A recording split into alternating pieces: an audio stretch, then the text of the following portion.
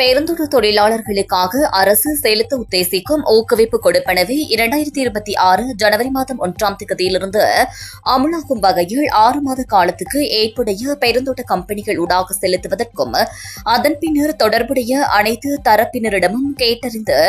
மேற்குறித்த ஊக்குவிப்பு கொடுப்பனவை நேரடியாக தோட்ட தொழிலாளர்களின் தனிப்பட்ட வங்கிக் கணக்குகளில் வரவு வைப்பதற்கும்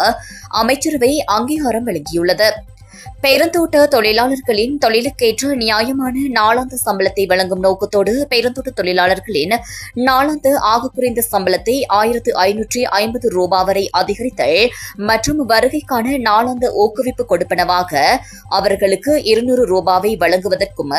நிதி திட்டமிடல் மற்றும் பொருளாதார அபிவிருத்தி அமைச்சராக ஜனாதிபதி 2026 வரவு செலவு திட்டத்தில் முன்மொழிந்துள்ளார்.